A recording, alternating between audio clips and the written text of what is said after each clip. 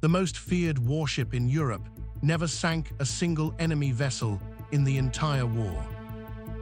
Yet in 1942, this one German battleship forced the Royal Navy to sacrifice an entire Arctic convoy without firing a shot.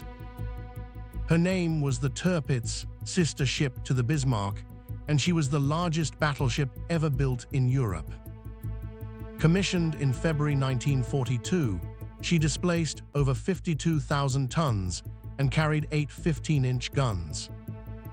Winston Churchill himself called her the single most important target in the whole of the northern waters.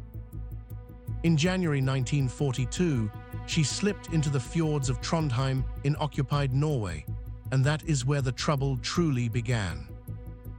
From that position, she threatened the vital Arctic convoys carrying American and British aid to the Soviet Union. The Royal Navy's answer was to keep the entire home fleet anchored at Scapa Flow, ready to fight her if she ever sortied. That one ship, sitting in a fjord, effectively chained down Britain's most powerful warships for years. Every convoy that rounded Norway had to be guarded by the battleships, carriers, and cruisers of the home fleet. The Tirpitz never needed to leave port to win. Her mere presence was doing the damage. The strategy is called a fleet in being, a force that shapes the enemy's decisions simply by existing.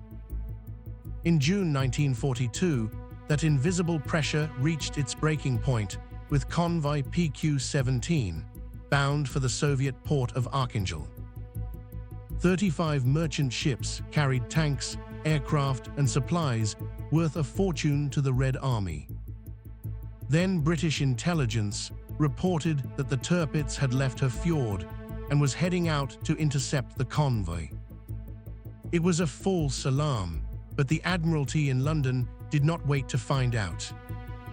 On the 4th of July, 1942, the Admiralty gave the order to scatter the convoy. The reasoning was simple and brutal. With the Tirpitz loose, one concentrated convoy was a single target. So the 35 merchant ships were ordered to spread out and sail on independently to Archangel. Without their protective escort, the merchantmen became easy prey for the German submarines and aircraft. Over the next days, wave after wave of attacks tore the scattered convoy apart. Of the 35 ships that set out, only 11 ever reached the Soviet port. 24 ships and hundreds of thousands of tons of supplies lay at the bottom of the Barents Sea. And here is the darkest irony of the whole affair. The Tirpitz had never left her fjord at all. The intelligence report that triggered the order was wrong, and her sortie had never happened. A ship that never fired a gun had destroyed a convoy worth more than a major fleet action would have. The disaster of PQ-17 proved that the fleet in being strategy was working exactly as designed. The Royal Navy now understood that defeating the Tirpitz meant going to Norway and sinking her in port. In October 1942, the first serious attempt came from two-man midget submarines. But that first raid, Operation Title, failed when the midget submarines were lost in a storm. The Tirpitz survived, and the Arctic convoys remained under her shadow through the winter of 42 and 43. But the Royal Navy was already planning a far bolder raid, one that would take the war right to her moorings. That bolder raid would come on September 22, 1943, under the code name Operation Source.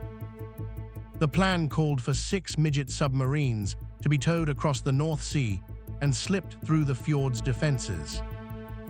These were the famous X-craft, crewed by just 4 men and armed with 2 tons of explosive charges.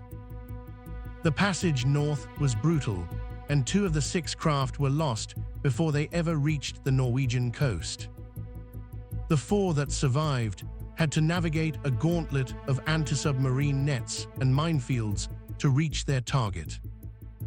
Their target was the shallow anchorage of Kafjord, where the Tirpitz sat behind a ring of protective booms. On the night of the attack, 2 X-craft managed to slip under the nets and reach the great ship's hull. They dropped their side charges directly beneath the Tirpitz and then struggled to escape the anchorage. At just after 8 in the morning, the huge charges detonated and hurled the battleship out of the water. The Tirpitz was badly damaged, with her engines and turrets knocked out for months of repair work. Yet she did not sink, and the Germans soon set about making her battle-worthy once again.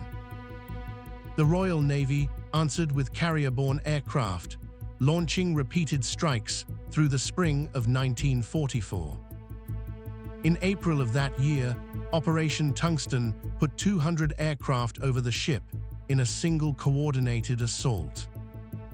Those bombs struck home and killed more than 100 of her crew, but again, the Tirpitz refused to sink.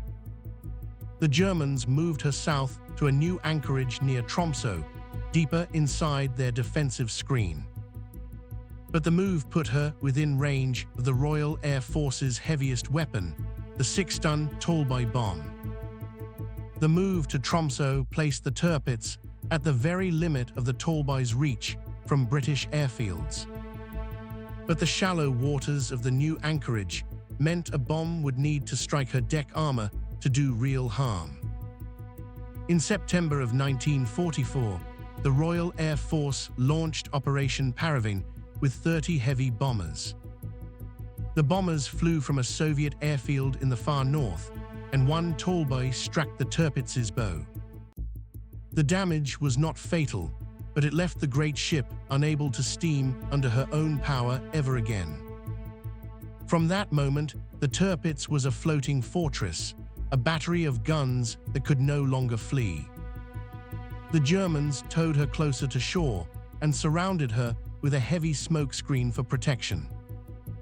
On October 29, 1944, the Royal Air Force tried again with Operation Obviate. A sudden cloud cover rolled in over the fjord, and the bombs fell wide of the hidden ship. The Tirpitz survived once more, but her luck was finally running out in that shallow fjord.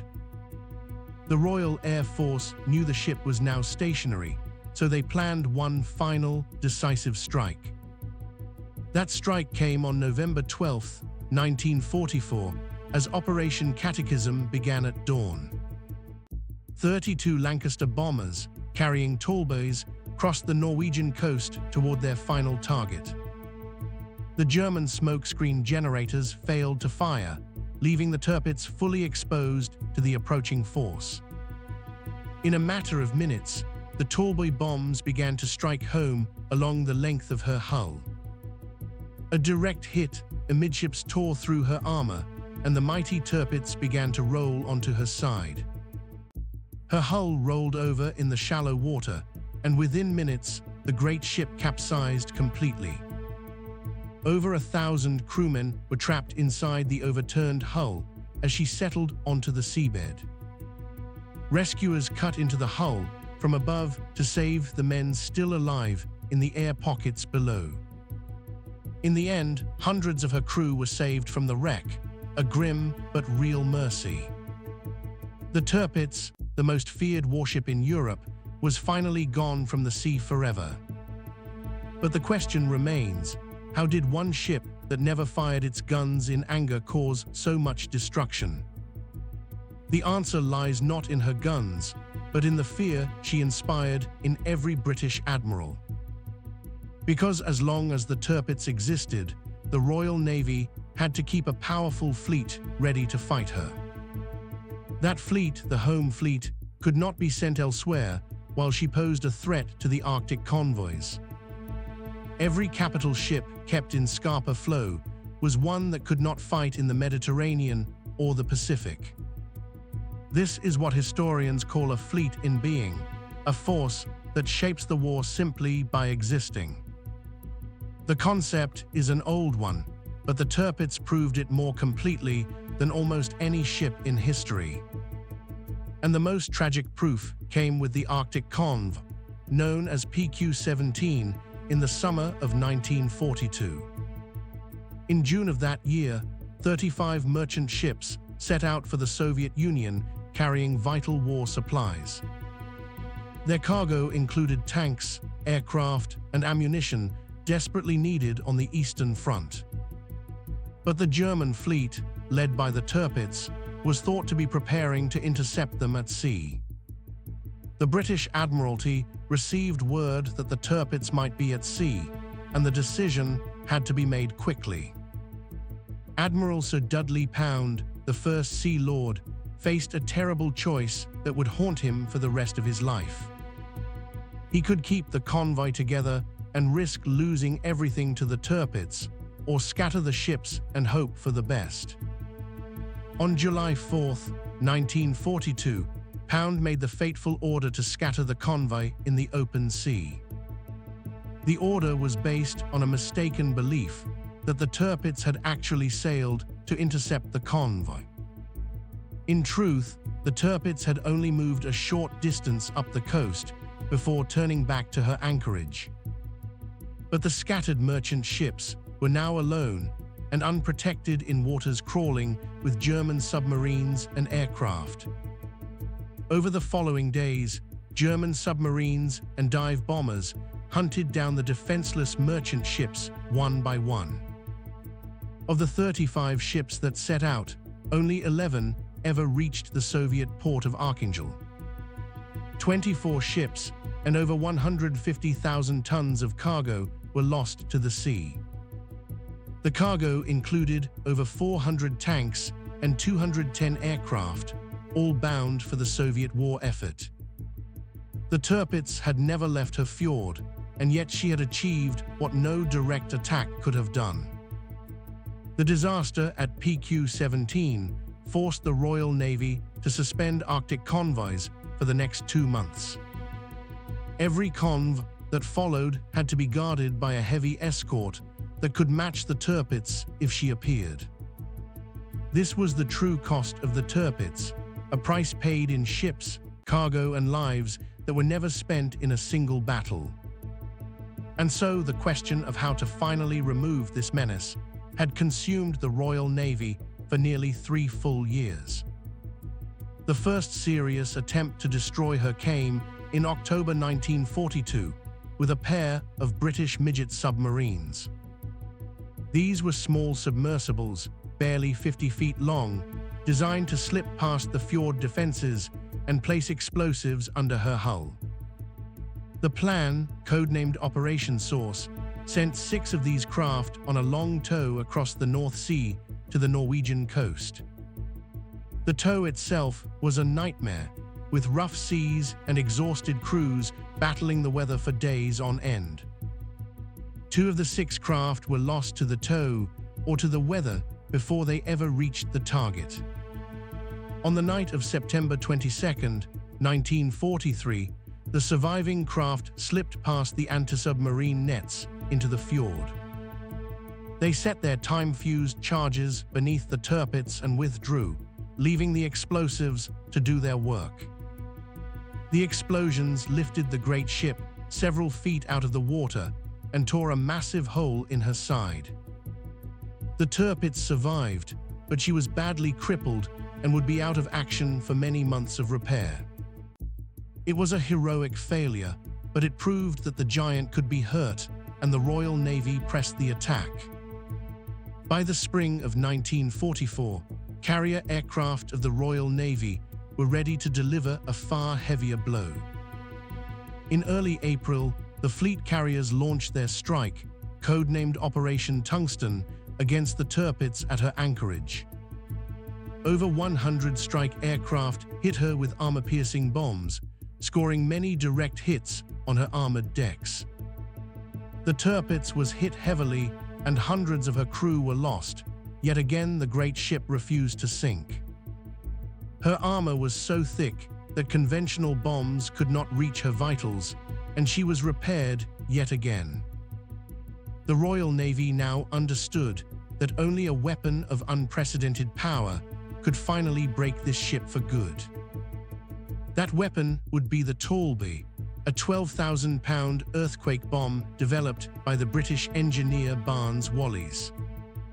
Barnes-Wallis had designed it to be dropped from such a height that it would penetrate deep beneath the ship before exploding.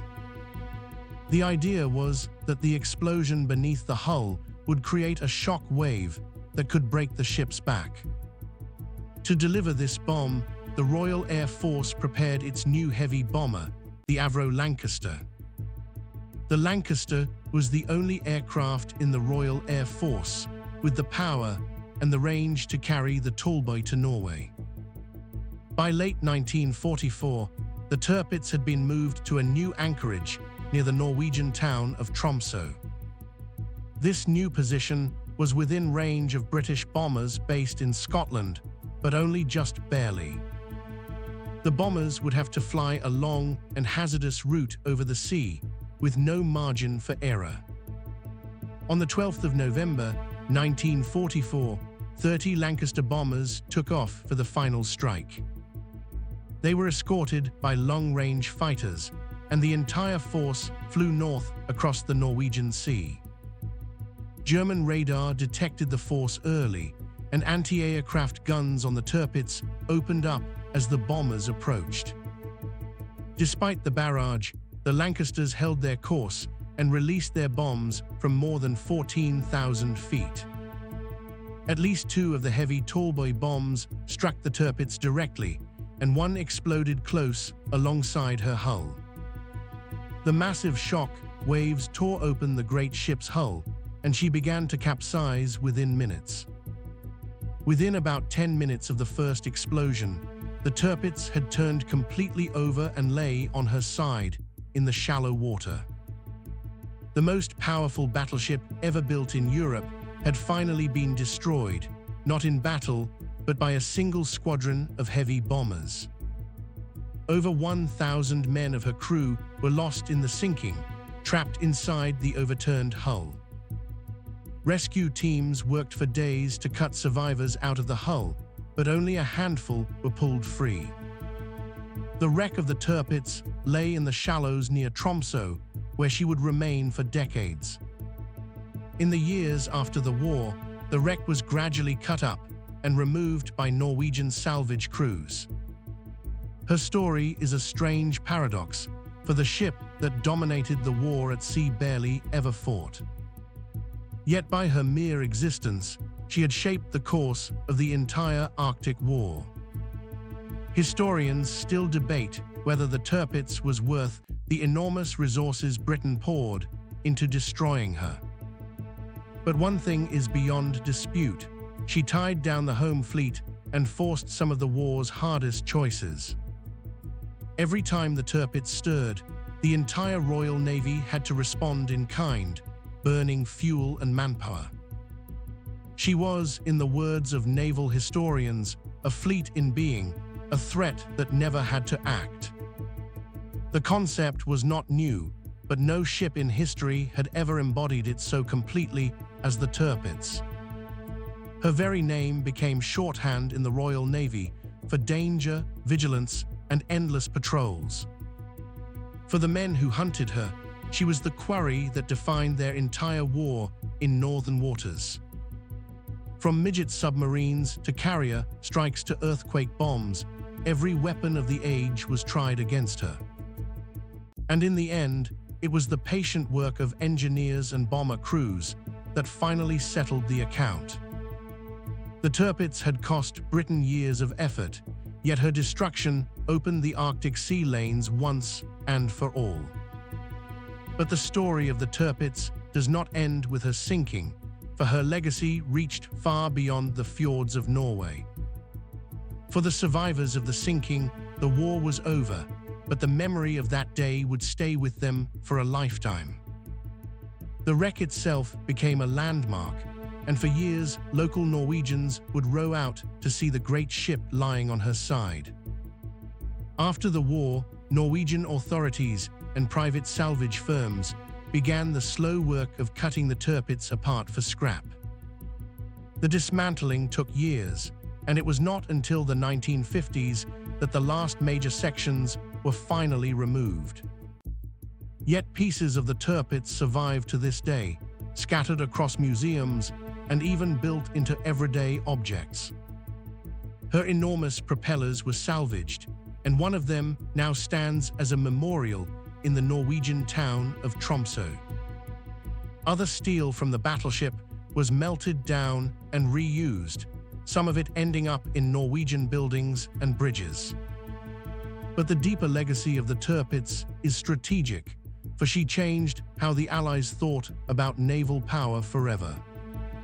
The concept of a fleet in being proved so powerful that it shaped naval planning well beyond the Second World War. During the Cold War, the Soviet Navy would play a similar game, using its surface fleet to tie down Western forces. Naval historians point out that the Tirpitz proved a ship need not fire a shot to influence a war.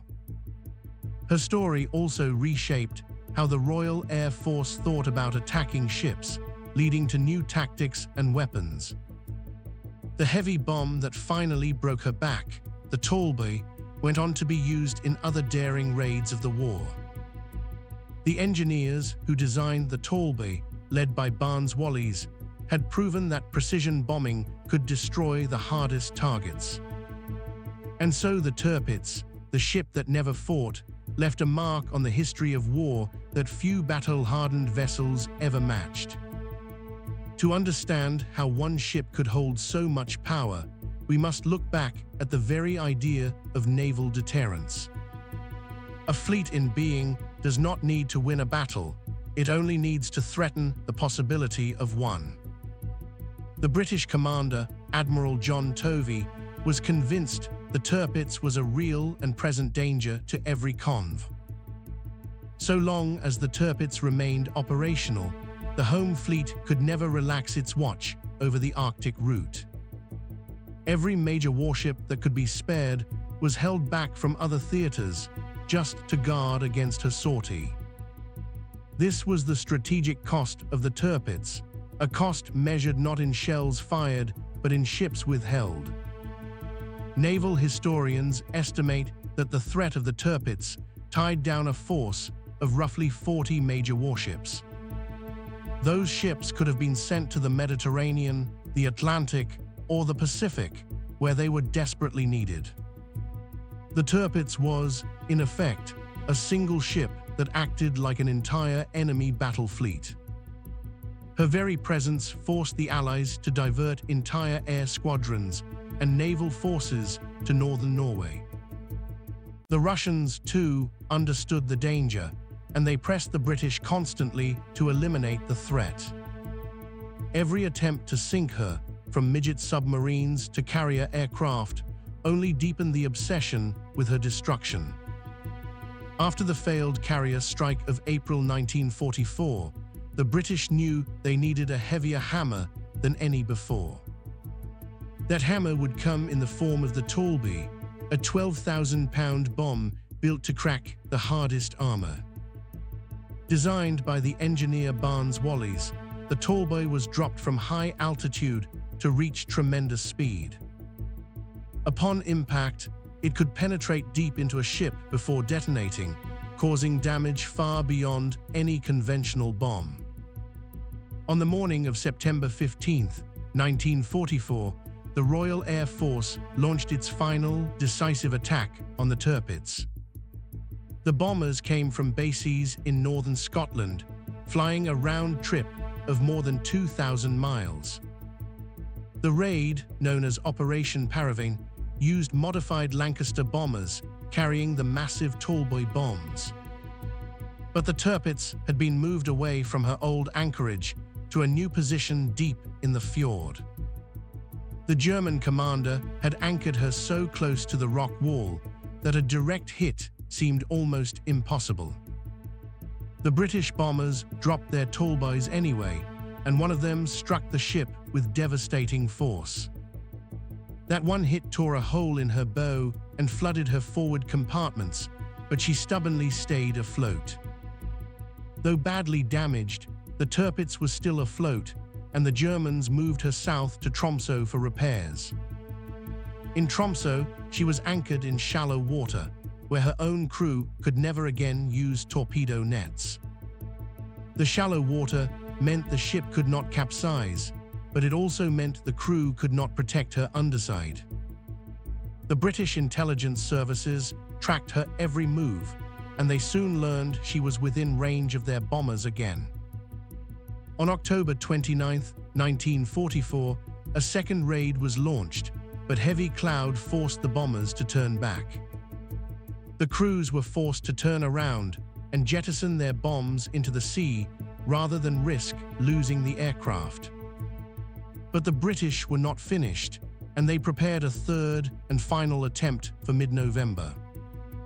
On November 12th, the weather finally cleared, and 30 Lancaster bombers took off for the final strike. The sky over Tromsø was clear and blue, and the Tirpitz lay exposed in her shallow anchorage below. At 10:45 that morning, the British bombers released their tallboys from more than 15,000 feet. The first tallboy fell wide, but the second struck the Tirpitz squarely amidships with a force no armor could resist. The 12,000-pound bomb tore through the main deck and detonated deep inside the hull. The explosion tore open the port side of the ship from the keel to the waterline. Within seconds, the great ship began to list, and her crew flooded the compartments in a desperate effort to save her. But the damage was too great, and the counter-flooding only made the list worse. The Tirpitz rolled over onto her beam ends, and within 11 minutes, she had capsized completely. Nearly 1,000 of her crew were trapped inside the overturned hull when she went down. Rescuers cut into the hull from below, and over the next hours, they managed to pull some survivors out. In the end, more than 900 of her crew lost their lives in the destruction of the Tirpitz. The ship that had never fired her guns in anger at another warship was finally gone. It had taken more than 2 years, 6 major operations, and hundreds of sorties to finally end her. With the Tirpitz destroyed, the Royal Navy was finally free to send its ships where they were truly needed. The Arctic convoys could now run without the constant fear of a sudden battleship sortie. The warships released from northern Norway were redeployed to the Pacific, where the final campaigns of the war were underway. But the story of the Tirpitz leaves a troubling question that historians still debate to this day. That question is whether all the effort, all the lives, and all the resources were truly worth the prize. To answer it, historians look at the cost of the campaign against the Tirpitz in men and machines.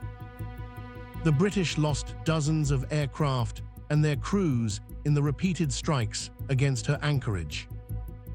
And the midget submarine raid of September 1943 cost 2 of its 6 crews their lives. Yet the strategic ledger must also count every ship the Tirpitz saved the Germans from having to build. Simply by existing, she forced the Royal Navy to keep its most powerful battleships in home waters. That alone was a victory for the Kriegsmarine, a fleet that could never match the British at sea. Historians call this the fleet in being, a doctrine where a ship's threat matters more than its guns. The principle is almost as old as naval warfare itself, and the Tirpitz embodied it perfectly.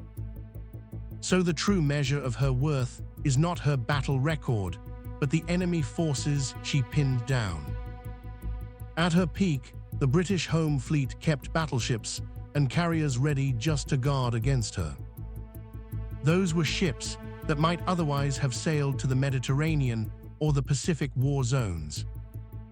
In that sense, the Tirpitz was arguably the most cost-effective warship the Kriegsmarine ever built. One ship never firing a shot at another warship had occupied the attention of an entire navy. The lesson of the Tirpitz is that naval power is measured not only by what a ship does, but by what it threatens.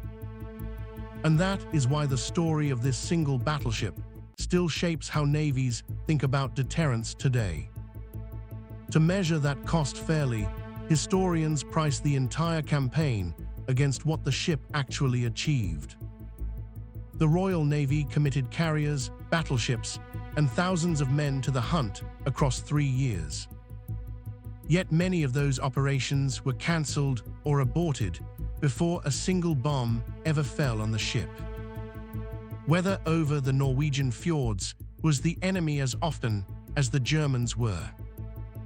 The Germans, meanwhile, laid smoke screens and decoys that made every strike a gamble. The midget submarine raid of September 1943 nearly ended the entire story early.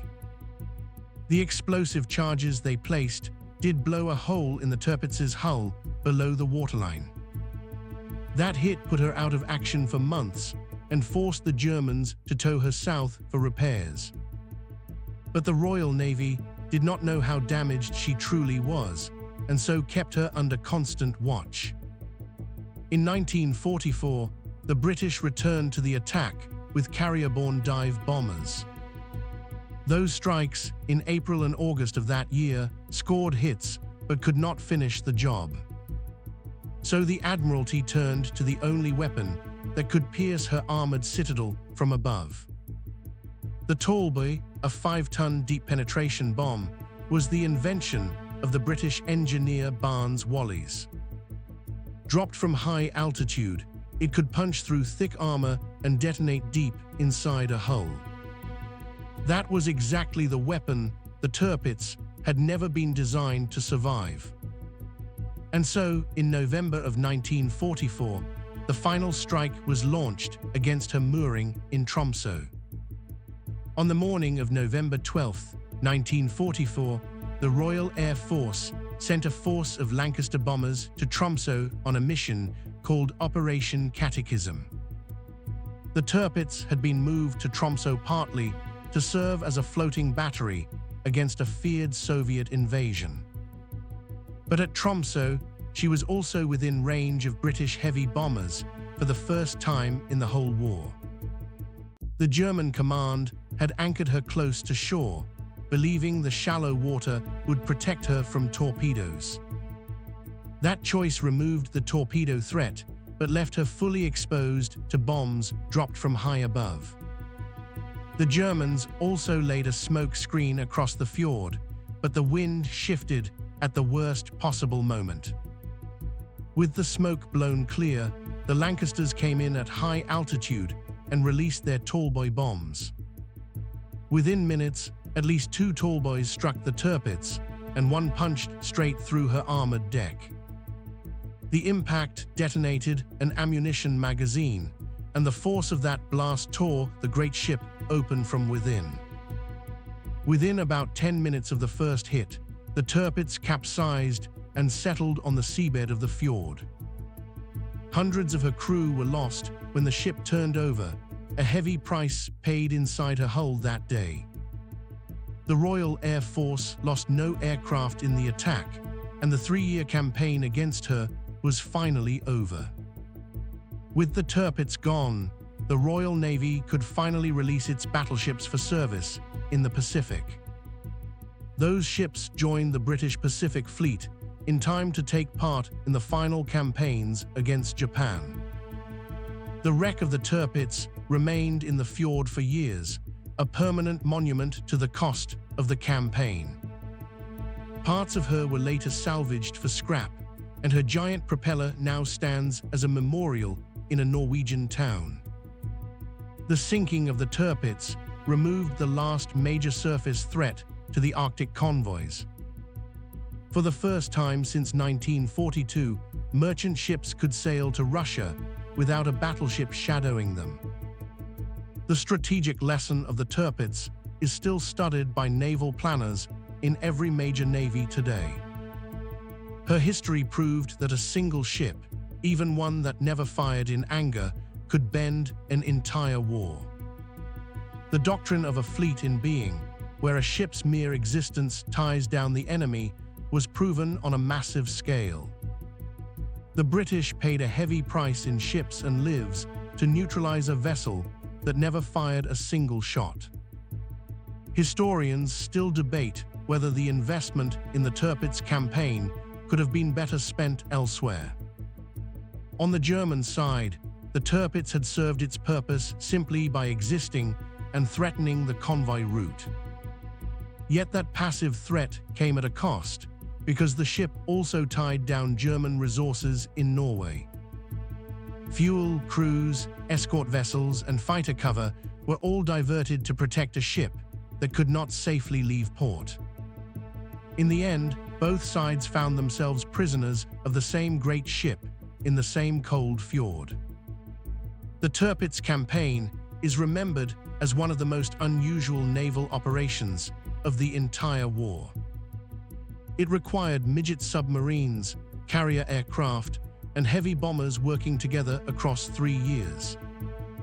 Each method failed or nearly failed until the right weapon and the right moment finally aligned. The story of the Tirpitz is a reminder that war is often won by not fighting at all. The wreck of the Tirpitz remains on the seabed, still watched over by the people of the town that witnessed her end. After the war, the Royal Navy sent divers and survey teams to examine the wreck where she lay. They confirmed that the 2 tallboy bombs had struck within seconds of each other, sealing her fate.